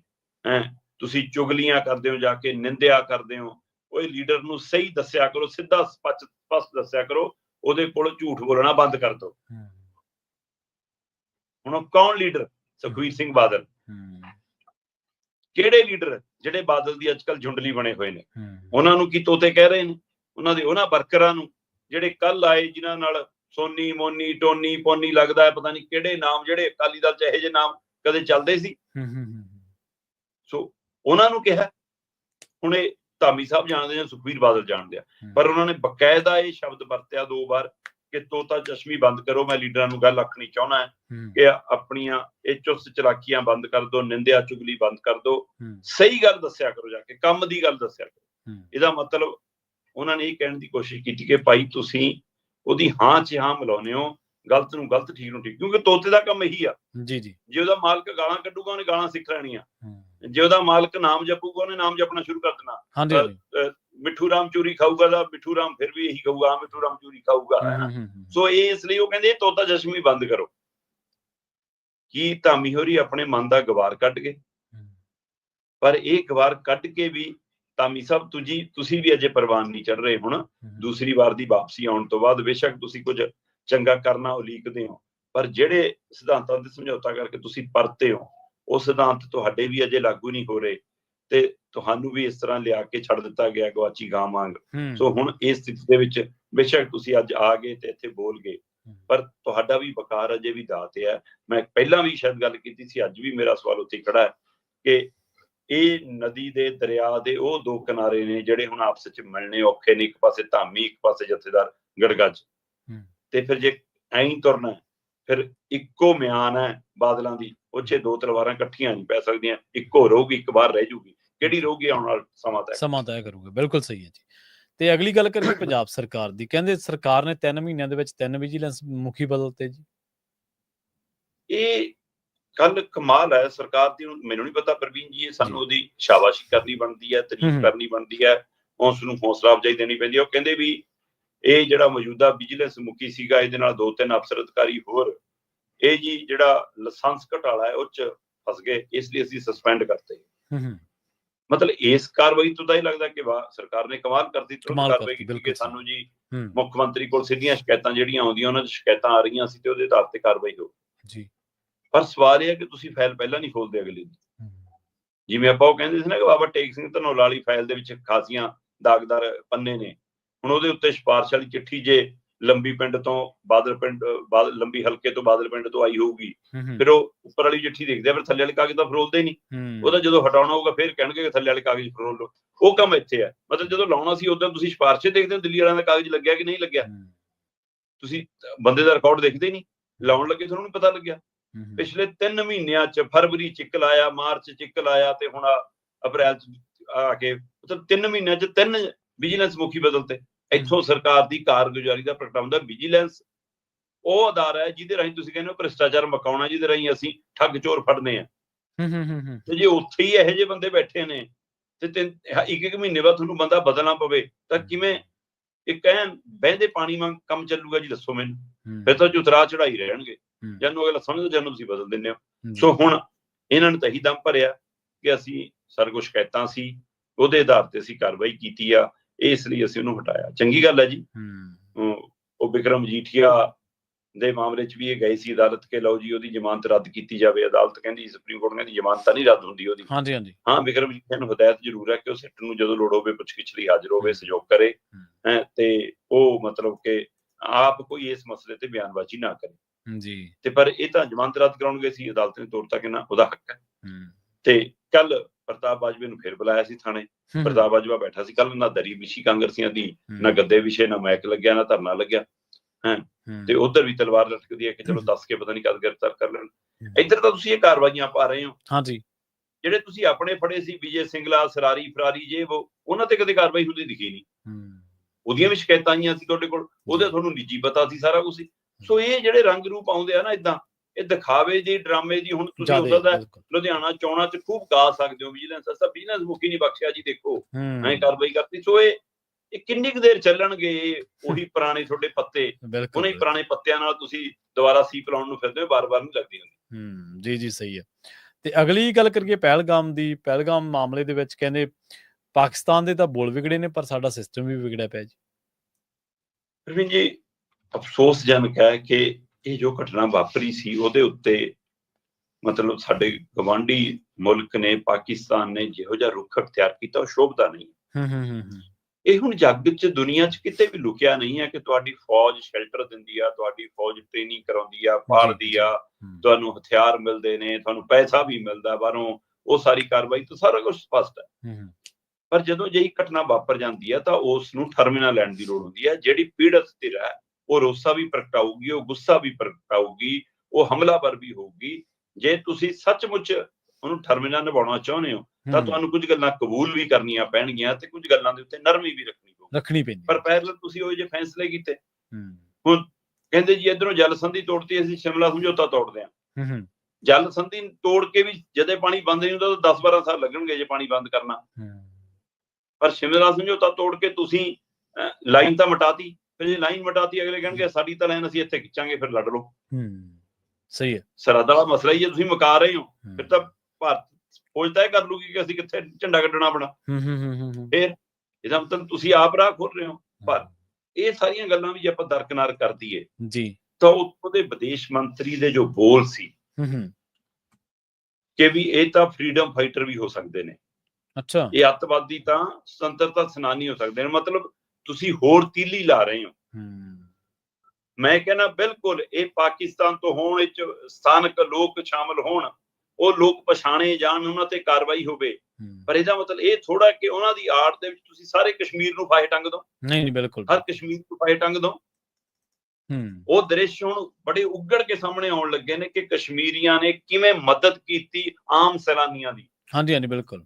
ਉਹ ਲੋਕ ਖੁਦ ਆਪਣੀਆਂ ਵੀਡੀਓ, ਖੁਦ ਚੈਨਲਾਂ ਤੇ ਆ ਕੇ, ਖੁਦ ਸੋਸ਼ਲ ਮੀਡੀਆ ਤੇ ਆ ਕੇ ਬਾਰ-ਬਾਰ ਇਹ ਪ੍ਰਗਟਾਵਾ ਕਰ ਰਹੇ ਨੇ ਕਿ ਸਾਨੂੰ ਉਹਨਾਂ ਨੇ ਘਰਾਂ 'ਚ ਸ਼ਰਨ ਦਿੱਤੀ, ਸਾਨੂੰ ਹੋਟਲਾਂ ਤੱਕ ਵੀ ਜਾਣ ਨਹੀਂ ਦਿੱਤਾ ਕਿ ਉੱਥੇ ਖਤਰਾ ਹੋਊਗਾ, ਸਾਡੇ ਘਰਾਂ 'ਚ ਠਹਿਰੋ। 12-12, 15-15, 20-20 ਬੰਦਿਆਂ ਨੂੰ ਰੋਟੀਆਂ ਖਿਲਾ ਰਹੇ ਨੇ, ਰੱਖ ਰਹੇ ਨੇ, ਕੋਈ ਪੈਸਾ ਧੇਲਾ ਨਹੀਂ ਲੈ ਰਹੇ। ਤੇ ਉਹ ਪਰਿਵਾਰ ਆ ਕੇ ਕਹਿੰਦੇ ਨੇ ਕਿ ਸਾਨੂੰ ਰੱਖਣ ਲੱਗੇ ਉਹਨਾਂ ਨੇ ਸਾਨੂੰ ਜਾਤ ਨਹੀਂ ਪੁੱਛੀ। ਸਹੀ ਹੈ, ਬਿਲਕੁਲ। ਤੇ ਆਉਂਦੀਆਂ ਜਾਂਦੀਆਂ ਬੱਸਾਂ, ਕਾਰਾਂ ਨੂੰ ਉਹ ਵੰਡ ਕੇ, ਜਿਵੇਂ ਮੈਂ ਕਹਿੰਦਾ ਉਹਨਾਂ ਦੇ ਮਨ 'ਚ ਕਿਤੇ ਨਾ ਕਿਤੇ ਹੋਵੇ ਕਿ ਸਾਡੀ ਇਹ ਰੋਜੀ ਰੋਟੀ ਤੇ ਲੱਤ ਵੱਜਦੀ ਹੈ, ਤਾਂ ਵੀ ਕੀ ਹਰਜਾ ਜੇ ਇਸ ਨੂੰ ਧਿਆਨ 'ਚ ਰੱਖ ਕੇ ਕੀਤਾ ਤਾਂ ਹੈ ਨਾ ਉਹਨਾਂ ਨੇ, ਇਨਸਾਨੀਅਤ ਦਿਖਾਈ ਹੈ ਨਾ। ਬਿਲਕੁਲ, ਉਹਨੂੰ ਮਾਫੀ ਤਾਂ ਨਹੀਂ ਕਰ ਸਕਦੇ। ਤੁਸੀਂ ਉਹ ਸਾਰੇ ਨੂੰ ਅਣਦੇਖਾ ਕਿਵੇਂ ਕਰ ਦੋਗੇ? ਸਹੀ, ਬਿਲਕੁਲ ਸਹੀ। ਤੇ ਤੁਸੀਂ ਇੱਕੋ ਪਾਸੇ ਦਿਖਾਉਣਾ। ਸੋ ਹਰ ਘਟਨਾ ਦੇ ਦੋ ਸਿੱਕੇ ਦੇ ਦੋ ਪਹਿਲੂ ਨੇ। ਅਸੀਂ ਕਹਿੰਦੇ ਆ ਕਿ ਜਿਹੜੇ ਉਹ ਕਹਿੰਦੇ ਸੀ ਚਾਹ ਵਾਲਾ ਫਰਾਰ ਹੈ, ਉੱਥੇ ਕੋਈ ਜਿਹੜੀ ਉਹ ਵੰਡ ਦੇ ਖੜਾਉਂਦੇ ਫਿਰਦੇ ਨੇ ਦਾਲਾਂ ਦੂਲਾਂ ਜੀਆਂ, ਜੇ ਉਹ ਹੈ ਨਾ, ਉਹ ਵਾਲੇ ਜਿਹੜੇ ਫਰਾਰ ਨੇ, ਹੈ ਨਾ, ਉਹਨਾਂ ਨੂੰ ਫੜੋ, ਲੱਭੋ, ਨਿਸ਼ਾਨਦੇਹੀ ਕਰੋ। ਹੁਣ ਕਹਿੰਦੇ ਨੇ ਕਿ 4 ਅੱਤਵਾਦੀਆਂ ਦੇ ਘਰ ਢਾਤੇ ਜੀ, ਅਸੀਂ ਇਸ ਖੇਤਰ 'ਚ ਕਾਰਵਾਈ ਹੋ ਰਹੀ ਆ, ਚਲੋ ਕਰੋ। ਪਰ ਸਾਰੀ ਜਨਤਾ ਨੂੰ ਜਾਂ ਇੱਕ ਧਰਮ ਨੂੰ, ਇੱਕ ਫਿਰਕੇ ਨੂੰ ਪੂਰੇ ਕਟਹਿਰੇ 'ਚ ਲਿਆ ਖੜਾ ਕਰਨਾ, ਇਹ ਲੋਕਤੰਤਰਕ ਮੁਲਕ 'ਚ ਸ਼ੋਭਦਾ ਨਹੀਂ ਜੀ। ਬਿਲਕੁਲ। ਮੈਂ ਕੱਲ ਵੀ ਗੱਲ ਕੀਤੀ ਸੀ, ਅੱਜ ਉਹ ਤੋਂ ਅਗਲੀਆਂ ਫੁਟੇਜ ਵੀ ਕੁਝ ਆਉਣ ਲੱਗੀਆਂ ਨੇ ਕਿ ਪ੍ਰਧਾਨ ਮੰਤਰੀ ਜੀ ਨੇ ਜਿਹੜੇ ਸਖਤ ਸ਼ਬਦ ਅਪਣਾਏ ਕਿ ਹੁਣ ਸੁਪੜਾ ਸਾਫ਼ ਹੋਊਗਾ, ਇਹ ਅੱਤਵਾਦੀਆਂ ਦੀ ਬਚੀ ਖੁਸ਼ੀ ਜ਼ਮੀਨ ਵੀ ਮਿੱਟੀ 'ਚ ਰੋਲ ਦਿਆਂਗੇ, ਹੈ ਨਾ, ਸਜ਼ਾ ਮਿਲ ਕੇ ਰਹੇਗੀ, ਮਿਸਾਲੀ ਸਜ਼ਾ ਮਿਲੇਗੀ, ਉਹਨਾਂ ਦੀ ਕਲਪਨਾ ਤੋਂ ਵੀ ਵੱਡੀ ਸਜ਼ਾ ਮਿਲੇਗੀ। ਮੈਂ ਕਹਿੰਦਾ ਇਹ ਮੁਲਕ ਨੂੰ ਢਹਿ ਢੇਰੀ ਹੋਏ ਸਾਡੇ ਮਤਲਬ ਕਿ ਮਨੋਬਲ ਨੂੰ ਮਜ਼ਬੂਤ ਕਰਨ ਲਈ ਸੁਨੇਹਾ ਆਉਣਾ ਚਾਹੀਦਾ ਸੀ। ਪਰ ਇਹ ਸੁਨੇਹਾ ਰਾਸ਼ਟਰ ਦੇ ਨਾਮ ਸੰਦੇਸ਼ 'ਚ ਆਉਂਦਾ, ਰੈਲੀ ਰੂਪ 'ਚ ਕਿਉਂ ਆਇਆ? ਕਿ ਉਸ ਰੈਲੀ ਦੇ ਵਿੱਚ ਜਿਸ ਦਿਨ ਦੇਸ਼ ਦੇ ਵਿੱਚ ਉਹਨਾਂ 25-26 ਜਿਹੜੇ ਭਾਰਤ ਦੇ ਨਾਗਰਿਕ ਗਏ ਸੀ, ਉਹਨਾਂ ਦੇ ਦਾਹ ਸੰਸਕਾਰ ਹੋ ਰਹੇ ਸੀ, ਤੁਸੀਂ ਉੱਥੇ ਸ਼ਿਰਕਤ ਕਰਨ ਦੀ ਬਜਾਏ ਰੈਲੀ ਨੂੰ ਚੁਣਿਆ। ਇਹਨੂੰ ਰੱਦ ਕਿਉਂ ਨਹੀਂ ਕੀਤਾ? ਜੇ ਤੁਸੀਂ ਯੂਏਈ ਦਾ ਦੌਰਾ ਰੱਦ ਕਰਕੇ ਆ ਸਕਦੇ ਹੋ ਤਾਂ ਇਹ ਸਮਾਗਮ ਵੀ ਰੱਦ ਹੋ ਸਕਦਾ ਸੀ, ਕਿਉਂ ਨਹੀਂ ਜੀ? ਤੁਸੀਂ ਇਹ ਰੱਦ ਨਹੀਂ ਕੀਤਾ ਕਿਉਂਕਿ ਤੁਹਾਨੂੰ ਉੱਥੇ ਵੋਟ ਬੈਂਕ ਦੇ ਰੂਪ 'ਚ ਭੀੜ ਦਿਖਦੀ ਸੀ। ਹੋਰ ਛੱਡੋ, ਨਤੀਸ਼ ਨਾਲ ਤੁਸੀਂ ਹਾਸੀ ਠੱਠੀ ਕਰ ਰਹੇ ਹੋ, ਤੁਹਾਡੀਆਂ ਫੋਟੋ ਵੀਡੀਓ ਵਾਇਰਲ ਹੋ ਰਹੀਆਂ ਨੇ। ਸਹੀ ਗੱਲ। ਅਮਿਤ ਸ਼ਾਹ ਉਹਨਾਂ ਮ੍ਰਿਤਕ ਦੇਹਾਂ ਨੂੰ ਸ਼ਰਧਾਂਜਲੀ ਦੇਣ ਲਈ ਰੈੱਡ ਕਾਰਪਟ ਤੋਂ ਲੰਘ ਕੇ ਜਾ ਰਿਹਾ। ਸ਼ਰਮ ਆਉਣੀ ਚਾਹੀਦੀ ਹੈ ਤੁਹਾਨੂੰ। ਇਹ ਵਰਤਾਰਾ ਸ਼ੋਭਦਾ ਸੀ, ਜੀ ਜੀ। ਇਹ ਦ੍ਰਿਸ਼ ਸ਼ੋਭਦੇ ਸੀ। ਦੂਸਰੇ ਪਾਸੇ ਤੁਸੀਂ ਸਰਬਦਲੀ ਬੈਠਕ ਦੇ ਵਿੱਚ ਇਹ ਗੱਲ ਮੰਨ ਰਹੇ ਹੋ ਕਿ ਸਾਡੀ ਕੁਤਾਹੀ ਹੋਈ ਹੈ ਸੁਰੱਖਿਆ ਔਰ ਏਜੰਸੀਆਂ ਦੇ ਪੱਧਰ ਤੇ, ਤੇ ਜੇ ਇਹ ਕੁਤਾਹੀ ਹੋਈ ਹੈ ਤਾਂ ਉਸ ਨੂੰ ਦਰੁਸਤ ਕਰਨ ਦੇ ਲਈ ਤੁਸੀਂ ਕੀ ਕਰ ਰਹੇ ਹੋ ਜਨਾਬ? ਉਹ ਨਹੀਂ ਨਜ਼ਰ ਆ ਰਿਹਾ ਕਿਤੇ, ਉਹਦੇ ਉੱਤੇ ਕਾਰਵਾਈ। ਮਤਲਬ ਪ੍ਰਵੀਨ ਜੀ, ਸਿੱਧੀ ਜੀ ਗੱਲ ਹੈ, ਉਹ ਮੁਲਕ, ਉਸ ਮੁਲਕ ਦੇ ਉਹ ਅੱਤਵਾਦੀ ਜਿਨ੍ਹਾਂ ਦਾ ਨਾਂ ਹੀ ਅੱਤਵਾਦੀ ਹੈ, ਉਹਨਾਂ ਤੱਕ ਕਾਰ ਹੀ ਇਹੀ ਨੇ। ਬਿਲਕੁਲ। ਤੇ ਜੇ ਤੁਹਾਡੇ ਰਾਜ ਦੇ ਵਿੱਚ ਸਾਡੀ ਸਰਹੱਦ ਸੁਰੱਖਿਅਤ ਨਹੀਂ ਹੈ, ਫਿਰ ਜਵਾਬਦੇਹੀ ਕਿਹਦੀ ਆ? ਕਿਹਦੀ ਹੈ? ਸਹੀ ਹੈ। ਮੋਦੀ ਹੋਰਾਂ ਦੀ ਇੱਕ ਵੀਡੀਓ ਖੂਬ ਵਾਇਰਲ ਹੋ ਰਹੀ ਹੈ, ਜਿਸ ਚੋਂ 3 ਸਵਾਲ ਪਾਉਂਦੇ ਨੇ। ਠੀਕ ਹੈ। ਕਿ ਜੀ ਆਰਬੀਆਈ ਤਾਂ ਮਨਮੋਹਨ ਸਿੰਘ ਦੇ ਕੰਟਰੋਲ 'ਚ ਹੈ, ਮਨਮੋਹਨ ਸਿੰਘ ਦੀ ਸਰਕਾਰ ਹੋਣੀ ਉਸ ਟਾਈਮ ਸ਼ਾਇਦ, ਕਿ ਜੇ ਆਰਬੀਆਈ ਦੇ ਕੰਟਰੋਲ 'ਚ, ਫਿਰ ਅੱਤਵਾਦੀਆਂ ਕੋਲ ਪੈਸਾ ਕਿੱਥੋਂ ਆ ਰਿਹਾ ਹੈ ਨਾ? ਜੇ ਸੁਰੱਖਿਆ ਦਸਤੇ ਇਹਨਾਂ ਕੋਲ ਨੇ ਜੀ, ਫਿਰ ਸਰਹੱਦ ਤੋਂ ਪਾਰ ਹੋ ਕੇ ਇੱਧਰ ਅਸਲਾ ਹਥਿਆਰ ਕਿਵੇਂ ਆ ਰਹੇ? ਸਹੀ ਗੱਲ ਹੈ ਨਾ? ਤੇ ਉਹ ਕਹਿੰਦੇ ਜੀ ਜੇ ਏਜੰਸੀਆਂ ਇਹਨਾਂ ਦੇ ਕੰਟਰੋਲ ਕੋਲ ਨੇ, ਫਿਰ ਇਹਨਾਂ ਕੋਲ ਪੁਖਤਾ ਜਾਣਕਾਰੀ ਹੈਗੀ ਆ, ਫਿਰ ਇਹ ਜਾਣਕਾਰੀ ਕਿਉਂ ਨਹੀਂ ਉਹਦੇ ਅਨੁਸਾਰ ਕਾਰਵਾਈ ਕਰਦੇ? ਇਹ ਤਿੰਨੋਂ ਸਵਾਲ ਜਨਾਬ ਅੱਜ ਤੁਹਾਡੇ ਮੂਹਰੇ ਖੜੇ ਨੇ। ਕਦੋਂ ਆਪਣੀ ਨਲਾਇਕੀ, ਆਪਣੀ ਫੇਲੀਅਰ ਨੂੰ ਦੂਜੇ ਦੇ ਗੱਲ ਮੜਦੇ ਰਹੋਗੇ? ਕਿ ਅੱਜ ਇਸ ਘਟਨਾ ਤੋਂ ਬਾਅਦ ਤੁਹਾਡੀ ਜ਼ਿੰਮੇਵਾਰੀ ਨਹੀਂ ਬਣਦੀ? ਇਸ ਮੁਲਕ 'ਚ ਰੇਲ ਐਕਸੀਡੈਂਟ ਹੋਣ ਤੇ ਜੇ ਰੇਲ ਮੰਤਰੀ ਅਸਤੀਫਾ ਦੇ ਸਕਦਾ ਹੈ, ਤਾਂ ਬਾਰ-ਬਾਰ ਲੋਕਾਂ ਨੂੰ ਨਿਸ਼ਾਨਾ ਬਣਾਉਣ ਤੇ ਤੁਸੀਂ ਕਦੇ ਅਸਤੀਫੇ ਦੀ ਪੇਸ਼ਕਸ਼ ਕੀਤੀ? ਉਹ ਜਨਾਬ ਕਿੱਥੇ ਕਿੱਥੇ ਝਾਤ ਮਾਰੋਗੇ? ਪੁਲਵਾਮਾ ਤੋਂ ਪਹਿਲਗਾਮ ਤੁਹਾਡੀ ਰਾਜ 'ਚ ਹੁੰਦਾ ਹੈ ਨਾ? ਆ ਜਿਹੜੀ ਤੀਜੀ ਪਾਕਿਸਤਾਨ ਨਾਲ ਲੜਾਈ ਲੱਗਦੀ ਹੈ ਨਾ, ਉਹ ਤੁਹਾਡੇ ਰਾਜ 'ਚ ਹੋਈ ਸੀ। ਆ ਸੰਸਦ ਤੇ ਹਮਲਾ ਤੁਹਾਡੇ ਰਾਜ 'ਚ ਹੋਇਆ। ਜੀ ਸਹੀ ਹੈ। ਇਹਨਾਂ ਸਾਰਿਆਂ ਨੂੰ ਕਬੂਲੋਗੇ ਕਿ ਸਾਡੀ ਨਲਾਇਕੀ ਹੈ, ਸਾਡੀ ਕਮਜ਼ੋਰੀ ਹੈ? ਕਦੇ ਕੋਈ ਗ੍ਰਹਿ ਮੰਤਰੀ, ਕਦੇ ਕੋਈ ਰੱਖਿਆ ਮੰਤਰੀ, ਤਾਂ ਕਿਉਂ ਆਪਣੀ ਪਾਸੇ ਕਿਉਂ ਨਹੀਂ ਝਾਤ ਮਾਰਦੇ? ਮਤਲਬ ਬੂਏ ਦੇ ਸਿਰ ਸਿੱਟ ਦੋ ਤੇ ਐਂ ਦਿਖਾਓ ਕਿ ਅਸੀਂ ਜੇ ਇੰਨੇ ਮਜ਼ਬੂਤ ਹੋ ਤਾਂ ਤੁਹਾਡੇ ਰਾਜ 'ਚ ਕਰਤੂਤਾਂ ਕਿਉਂ ਹੋਈਆਂ? ਤੁਹਾਡੇ ਹੀ ਰਾਜ ਦੇ ਵਿੱਚ ਭਾਰਤ ਦੀ ਉਹ ਗਿਣਤੀ ਜਿਹਨੂੰ ਤੁਸੀਂ ਕਹਿੰਦੇ ਤੁਹਾਡਾ ਹੀ ਰਾਸ਼ਟਰ, ਤੁਹਾਡਾ ਹੀ ਮੁਲਕ, ਨਿਸ਼ਾਨਾ ਕਿਉਂ ਬਣ ਰਹੇ ਨੇ? ਦਿਓ ਫਿਰ ਜਵਾਬ। ਇਹ ਜਵਾਬ ਨਹੀਂ ਹੈ। ਤੇ ਸਾਡੀ ਮੀਡੀਆ ਦੀ ਜਿਹੜੀ ਇਹ ਹਾਲਤ ਬਣ ਗਈ ਹੈ ਨਾ, ਕਿ ਅਸੀਂ ਸੱਤਾਧਾਰੀ ਧਿਰ ਨੂੰ ਸਵਾਲ ਕਰਨ ਨੂੰ ਹਟ ਗਏ ਹਾਂ। ਉਹ ਮੈਂ ਇੱਕ ਮੰਤਰੀ ਨੂੰ ਸੁਣ ਰਿਹਾ ਸੀ, ਉਹ ਪਤੰਦਰ ਹਿਮਾਚਲ ਦੇ ਮੁੱਖ ਮੰਤਰੀ ਤੋਂ ਅਸਤੀਫਾ ਮੰਗੀ ਜਾਂਦਾ। ਅੱਛਾ। ਕਹਿੰਦਾ ਹਿਮਾਚਲ 'ਚ ਘਟਨਾ ਵਾਪਰ ਗਈ ਪਹਿਲਗਾਮ ਦੇ ਵਿੱਚ, ਇਸ ਲਈ ਉੱਥੋਂ ਦੇ ਮੁੱਖ ਮੰਤਰੀ। ਉਹ ਤੁਹਾਨੂੰ ਜੇ ਇਹੀ ਨਹੀਂ ਪਤਾ ਕਿ ਘਟਨਾ ਕਿੱਥੇ ਵਾਪਰੀ ਹੈ, ਕਿੰਨੀ ਸੰਵੇਦਨਾ ਤੁਹਾਡੀ ਇੱਕ ਸੂਬੇ 'ਚ ਤੁਸੀਂ ਮੰਤਰੀ ਹੁੰਦੇ ਹੋਏ ਵੀ, ਇੱਥੋਂ ਅੰਦਾਜ਼ਾ ਲੱਗਦਾ ਇਹਨਾਂ ਦਾ। ਸਹੀ ਹੈ ਜੀ, ਬਿਲਕੁਲ। ਅਗਲੀ ਗੱਲ ਕਰੀਏ ਕੌਮਾਂਤਰੀ ਵਿਦਿਆਰਥੀਆਂ ਦੀ, ਜਿਹਨਾਂ ਦੇ ਵਿੱਚੋਂ ਬਹੁਤ ਸਾਰੇ ਪੰਜਾਬੀ ਨੇ। ਬਹੁਤ ਸਾਰੇ ਆਮ ਘਰਾਂ 'ਚੋਂ, ਦਰਮਿਆਨੇ ਘਰਾਂ 'ਚੋਂ ਕੁਝ ਪੰਜਾਬੀ ਵਿਦਿਆਰਥੀ ਬਾਹਰ ਪੜ੍ਹਨ ਗਏ, ਔਰ ਉਹਨਾਂ ਨੇ ਬਾਅਦ ਦੇ ਵਿੱਚ ਹਿਜਰਤ, ਚਲੋ ਇੱਕ ਵੱਖਰੀ ਬਹਿਸ ਹੋ ਸਕਦੀ ਹੈ, ਪਰ ਇਹ ਪੰਜਾਬ ਦੀ ਇਕੋਨਮੀ ਦੇ ਵਿੱਚ ਉਹਨਾਂ ਵਿਦਿਆਰਥੀਆਂ ਦਾ ਯੋਗਦਾਨ ਵੀ ਬਹੁਤ ਹੈ। ਉਹਨਾਂ ਨੇ ਸਰਮਾਇਆ ਭੇਜਿਆ, ਉੱਧਰ ਸੈੱਟ ਹੋਏ। ਪਰ ਹੁਣ ਇਹਨਾਂ ਮੁਲਕਾਂ ਦੇ ਵਿੱਚੋਂ ਇੱਕ ਮੁਲਕ ਆਸਟ੍ਰੇਲੀਆ। ਸ਼ਰਮਾ ਜੀ, ਆਸਟ੍ਰੇਲੀਆ ਦੀਆਂ ਕੁਝ ਯੂਨੀਵਰਸਿਟੀਆਂ ਨੇ, ਕਹਿੰਦੇ ਪੰਜਾਬ ਦੀਆਂ ਜਿਹੜੀਆਂ ਵੀਜ਼ਾ ਅਰਜ਼ੀਆਂ ਵਿਦਿਆਰਥੀਆਂ ਦੀਆਂ ਖਾਸ ਕਰਕੇ, ਉਹਨਾਂ ਦੇ ਉੱਤੇ ਬੈਨ ਲਾਤਾ ਜੀ। ਪ੍ਰਵੀਨ ਜੀ, ਬਿਲਕੁਲ। ਆਸਟ੍ਰੇਲੀਆ ਦੀਆਂ ਕੁਝ ਯੂਨੀਵਰਸਿਟੀਆਂ ਨੇ ਪੰਜਾਬ, ਹਰਿਆਣਾ ਸਣੇ 5-6 ਸੂਬਿਆਂ ਦੇ ਵਿਦਿਆਰਥੀਆਂ ਦੀ ਵੀਜ਼ਾ ਅਰਜ਼ੀਆਂ ਤੇ ਪਾਬੰਦੀ ਲਾ ਦਿੱਤੀ। ਇਹ ਉਸ ਸਮੇਂ ਹੈ ਜਦੋਂ ਟਰੰਪ ਦੀ ਸਖਤੀ ਤੋਂ ਬਾਅਦ ਅਮਰੀਕਾ ਦਾ ਰੁਖ ਕਾਫੀ ਘਟ ਗਿਆ ਪੰਜਾਬੀਆਂ ਵੱਲ। ਠੀਕ ਹੈ ਜੀ। ਇਹ ਉਸ ਸਮੇਂ ਹੈ ਜਦੋਂ ਕੈਨੇਡਾ ਦੇ ਵਿੱਚ ਹੁਣ ਰਹਿਣਾ, ਖਾਣਾ ਪੀਣਾ, ਮਕਾਨ ਲੈਣਾ, ਪੜ੍ਹਾਈ ਕਰਨਾ, ਸਾਰਾ ਕੁਝ ਕਾਫੀ ਮਹਿੰਗਾ ਹੋ ਗਿਆ। ਔਰ +2 ਤੋਂ ਬਾਅਦ ਜਾਣ ਵਾਲੇ ਵਿਦਿਆਰਥੀਆਂ ਨੂੰ ਉੱਥੇ ਪੱਕੇ ਹੋਣ ਦੀ ਆਸ ਟੁੱਟ ਗਈ ਹੈ, ਜਾਂ ਉੱਥੇ ਫਿਲਹਾਲ ਜਾ ਕੇ ਕੱਚਾ ਪੱਕਾ ਕੰਮ ਵੀ ਮਿਲਣਾ ਮੁਸ਼ਕਲ ਹੋ ਗਿਆ, ਨਗਦੀ ਤੇ ਕੰਮ ਬੰਦ ਹੈ, ਜਾਂ ਉੱਥੇ ਵੀ ਸਰਕਾਰ ਜੇ ਪਲਟਦੀ ਹੈ ਤਾਂ ਹੋਰ ਸਖਤ ਕਾਰਵਾਈ ਹੋ ਸਕਦੀ ਹੈ। ਇਸ ਸਥਿਤੀ ਦੇ ਵਿੱਚ ਕੈਨੇਡਾ ਤੋਂ ਵੀ ਥੋੜਾ ਮੋਹ ਭੰਗ ਹੈ ਹੁਣ ਸਾਡਾ। ਤੇ ਫਿਰ ਲੈ ਦੇਖਿਓ ਤੋਂ ਜਿਹੜੇ ਮੁਲਕ ਵਸਦੇ ਨੇ ਉਹਨਾਂ 'ਚ ਆਸਟ੍ਰੇਲੀਆ ਪ੍ਰਮੁੱਖ ਹੁੰਦਾ, ਕਿ ਆਸਟ੍ਰੇਲੀਆ ਕਦੀ ਨੂੰ ਸਾਡੇ ਵਿਦਿਆਰਥੀ ਵੱਡੀ ਗਿਣਤੀ ਜਾ ਰਹੇ। ਔਰ ਇਸ ਪ੍ਰਕਿਰਿਆ ਦੇ ਦਰਮਿਆਨ ਜਦੋਂ ਆਸਟ੍ਰੇਲੀਆ ਦੀਆਂ ਨਾਮੀ ਗ੍ਰਾਮੀ 4-5 ਯੂਨੀਵਰਸਿਟੀਆਂ ਪੰਜਾਬ ਤੇ, ਹਰਿਆਣਾ ਤੇ, ਯੂਪੀ ਤੇ, ਗੁਜਰਾਤ ਤੇ, ਇਸੇ ਤਰ੍ਹਾਂ ਉੱਤਰਾਖੰਡ ਤੇ ਵਿਦਿਆਰਥੀਆਂ ਦੀਆਂ ਵੀਜ਼ਾ ਅਰਜ਼ੀਆਂ ਨੂੰ ਖਾਰਜ ਕਰ ਰਹੀ ਆ, ਜਿਨ੍ਹਾਂ ਨੂੰ ਮਨਜ਼ੂਰੀ ਵੀ ਦਿੱਤੀ ਸੀ, ਹਾਮੀ ਵੀ ਭਰਤੀ ਸੀ, ਉਹਨਾਂ ਨੂੰ ਵੀ ਹੁਣ ਰੱਦ ਕੀਤਾ ਜਾ ਰਿਹਾ ਕਿ ਨਹੀਂ, ਤੁਹਾਨੂੰ ਦਾਖਲਾ ਨਹੀਂ ਦੇ ਸਕਦੇ। ਇਹਦੇ ਕੀ ਮਤਲਬ ਹੈ? ਮੈਂ ਇਹਦੀ ਜਦੋਂ ਅਗਾਂਹ ਪੜਚੋਲ 'ਚ ਗਿਆ ਤਾਂ ਮੈਂ ਦੇਖਿਆ ਕਿ ਬਿਲਕੁਲ ਯੂਨੀਵਰਸਿਟੀਆਂ ਕਾਫੀ ਨਾਮੀ ਗ੍ਰਾਮੀ ਸੀ। ਜਿਹਦੇ ਅਨੁਸਾਰ ਆਸਟ੍ਰੇਲੀਆ ਦੀ ਫੈਡਰੇਸ਼ਨ ਯੂਨੀਵਰਸਿਟੀ ਹੈ, ਆਸਟ੍ਰੇਲੀਆ ਦੀ ਵੈਸਟਰਨ ਸਿਡਨੀ ਯੂਨੀਵਰਸਿਟੀ ਹੈ, ਵਿਕਟੋਰੀਆ ਯੂਨੀਵਰਸਿਟੀ ਹੈ, ਸਾਊਦਰਨ ਕ੍ਰਾਸ ਯੂਨੀਵਰਸਿਟੀ ਹੈ। ਅਜਿਹੀਆਂ ਨਾਮੀ ਗ੍ਰਾਮੀ ਯੂਨੀਵਰਸਿਟੀਆਂ ਨੇ ਫੈਸਲਾ ਕੀਤਾ ਕਿ ਅਸੀਂ ਪੰਜਾਬ ਦੇ ਵਿਦਿਆਰਥੀਆਂ ਨੂੰ, ਅਸੀਂ ਹਰਿਆਣਾ ਯੂਪੀ ਦੇ ਵਿਦਿਆਰਥੀਆਂ ਨੂੰ, ਅਸੀਂ ਗੁਜਰਾਤ ਉੱਤਰਾਖੰਡ ਦੇ ਵਿਦਿਆਰਥੀਆਂ ਨੂੰ ਆਪਣੀਆਂ ਯੂਨੀਵਰਸਿਟੀਆਂ ਕਾਲਜਾਂ 'ਚ ਦਾਖਲੇ ਨਹੀਂ ਦੇਣੇ ਜੀ। ਕੀ ਇਹਨਾਂ ਦੀ ਹੁੱਲੜਬਾਜ਼ੀ ਕਰਕੇ, ਹੂੰ ਕੀ ਇਹਨਾਂ ਦੀ ਆਪਹੁਦਰੀ ਕਰਕੇ, ਜੀ ਕੀ ਉੱਥੇ ਜਾ ਕੇ ਅਸੀਂ ਜਿਹੋ ਜਿਹਾ ਝੱਲ ਖਿਲਾਰਨ ਲੱਗ ਪਏ ਹਾਂ, ਹੁਣ ਸਾਡੀਆਂ ਹੂੰ। ਤਸਵੀਰਾਂ ਵੀਡੀਓ ਆਉਂਦੀਆਂ ਉਹਦੇ ਕਰਕੇ, ਹੂੰ ਜਾਂ ਇਹਦੇ ਵਿੱਚ ਇੱਕ ਪਹਿਲੂ ਜਿਹੜਾ ਵੱਡਾ ਉੱਭਰਿਆ ਕਹਿੰਦੇ ਜੀ ਨਕਲੀ ਦਸਤਾਵੇਜ਼ ਜ਼ਿਆਦਾਤਰ ਇਹਨਾਂ ਸੂਬਿਆਂ ਦੇ ਵਿਦਿਆਰਥੀਆਂ ਕੋਲੋਂ ਨਿਕਲ ਰਹੇ। ਨਕਲੀ ਦਸਤਾਵੇਜ਼ਾਂ ਦੇ ਸਾਰੇ ਐਡਮਿਸ਼ਨਾਂ ਲੈਂਦੇ ਨੇ, ਬਾਅਦ ਚੋਂ ਯੂਨੀਵਰਸਿਟੀ ਦੀ ਫਜੀਅਤ ਹੁੰਦੀ ਹੈ, ਬਾਅਦ ਚੋਂ ਕਾਲਜ ਨੂੰ ਮੁਸ਼ਕਲਾਂ ਦਾ ਸਾਹਮਣਾ ਕਰਨਾ ਪੈਂਦਾ। ਇਹ ਇਸ ਲਈ ਕਹਿੰਦੇ ਇਹਨਾਂ ਸੂਬਿਆਂ ਦੇ ਵਿਦਿਆਰਥੀ ਤੇ ਅਸੀਂ ਫਿਰ ਕਹਿੰਦੇ ਕਿ ਇੱਥੇ ਆ ਕੇ ਪੜ੍ਹਨ ਨਹੀਂ ਆਉਂਦੇ, ਡਾਲਰ ਕਮਾਉਣ ਆਉਂਦੇ ਨੇ। ਇਹ ਗੈਰ ਕਾਨੂੰਨੀ ਤਰੀਕੇ ਨਾਲ ਨੌਕਰੀਆਂ ਹਾਸਲ ਕਰਨ ਦੀ ਕਵਾਇਦ 'ਚ ਪੈਂਦੇ ਨੇ। ਉਹ ਸਾਰਾ ਤਰੀਕਾ ਪੜ੍ਹਾਈ ਛੱਡ ਕੇ ਕੰਮ ਵਾਲੇ ਪਾਸੇ ਨੂੰ ਹੋ ਲੈਂਦੇ ਨੇ। ਇਹ ਸਾਰੀਆਂ ਗੱਲਾਂ ਵੀ ਕਹਿੰਦੇ ਕਿ ਇਹਦੇ ਵਿੱਚ ਨੋਟਿਸ ਲਈਆਂ। ਇਹ ਕਈ ਕਾਰਨ ਬਣੇ ਜੀ। ਮੈਂ ਦੇਖ ਰਿਹਾ ਸੀਗਾ ਕਿ ਇਹਦਾ ਮਤਲਬ ਹੁਣ ਜੇ ਕੈਨੇਡਾ ਅਮਰੀਕਾ ਦੇ ਰਾਹ ਸਾਡੇ ਲਈ ਬੰਦ ਨੇ ਤਾਂ ਆਸਟ੍ਰੇਲੀਆ ਦੀ ਗਿਣਤੀ ਸਾਡੀ ਚੌਖੀ ਵੱਧ ਗਈ ਆ। ਗੁਜਰਾਤ ਦੇ ਵਿੱਚ ਤਾਂ ਕੁੱਲ ਵੀਜ਼ਿਆਂ ਪਿੱਛੇ 20% ਲੋਕਾਂ ਦੀ ਪਸੰਦ ਹੀ ਆਸਟ੍ਰੇਲੀਆ। ਤੇ ਫਿਰ ਇਹਦਾ ਮਤਲਬ ਸਭ ਤੋਂ ਵੱਡਾ ਪ੍ਰਭਾਵ ਇਸ ਰੋਕ ਦਾ ਪੰਜਾਬ ਤੇ ਗੁਜਰਾਤ ਤੇ ਪੈਂਦਾ ਤਾਂ ਪੱਕਾ ਨਜ਼ਰ ਆ ਰਿਹਾ। ਬਿਲਕੁਲ ਸਹੀ ਹੈ ਜੀ। ਸ਼ਰਮਾ ਜੀ, ਇਹਨਾਂ ਖਾਸ ਖਬਰਾਂ ਤੇ ਖਾਸ ਜਾਣਕਾਰੀਆਂ ਦੇ ਲਈ ਤੁਹਾਡਾ ਬਹੁਤ ਬਹੁਤ ਧੰਨਵਾਦ ਜੀ। ਪ੍ਰੋਗਰਾਮ ਖਬਰ ਤੇ ਨਜ਼ਰ ਨੂੰ ਆਪਾਂ ਇੱਥੇ ਸਮਾਪਤ ਕਰਾਂਗੇ। ਤੁਹਾਡਾ ਸਾਰਿਆਂ ਦਾ ਵੀ ਬਹੁਤ ਧੰਨਵਾਦ। ਸਤਿ ਸ੍ਰੀ ਅਕਾਲ। ਜੁੜੇ ਰਹੋ ਪੰਜਾਬੀ ਰੇਡੀਓ USA ਦੇ ਨਾਲ।